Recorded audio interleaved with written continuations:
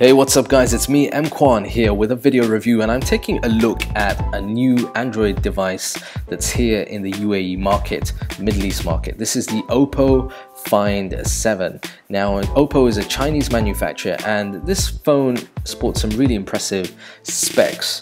Now I'm going to do an unboxing, so let's have a look at the unboxing first and then I'll talk about the detailed review.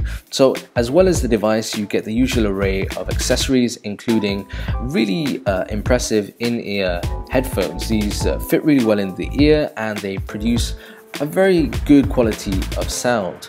Now, as well as that, we get the usual array of charging sync cables, micro USB to USB, and documentation, warranty information included. Now, as well as that, you also get a whopping 3000 milliamp battery, and that's there to really power one of the key features of this smartphone, which is the display, and I'll talk about that in a moment. Now, in order to get the battery into the device, there is an annoying hurdle that you have to overcome. There is a side kind of pin that you have to push down to release the back cover. I wish Oppo didn't have this, because it means that you have to carry this around with you. You've got a micro SD card there, also for additional storage.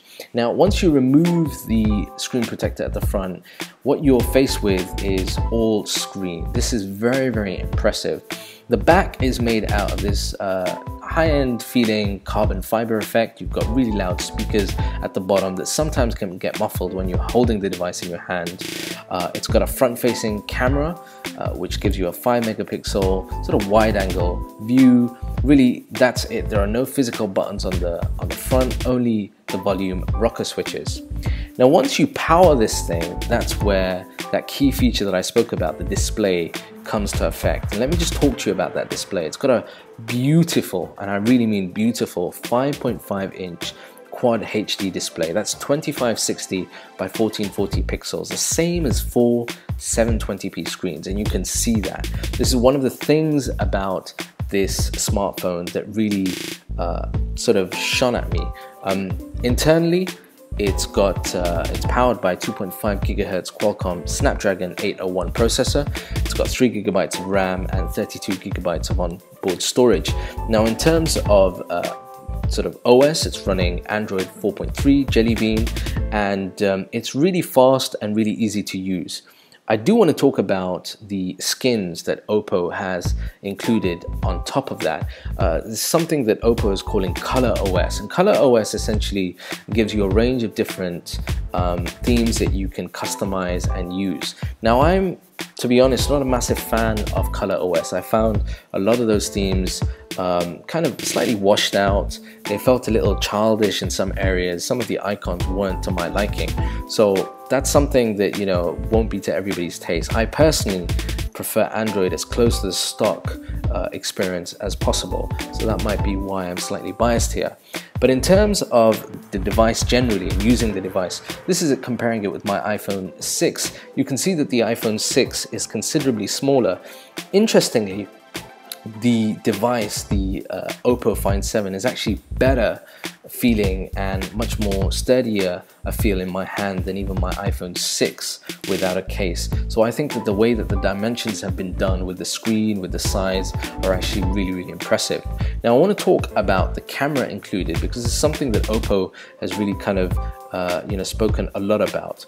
Unfortunately, the camera isn't great quality. It's got a 13 megapixel back-facing camera, and the back camera is a Sony sensor camera, and this is a camera that we'll find in the OnePlus One device, which is much more cheaper.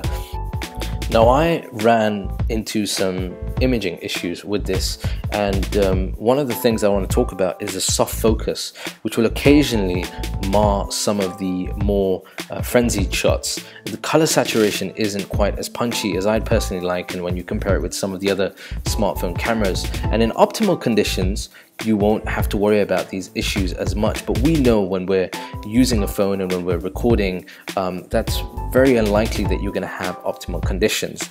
Now, I must point out that the video camera will record 4K video at 30 frames per second.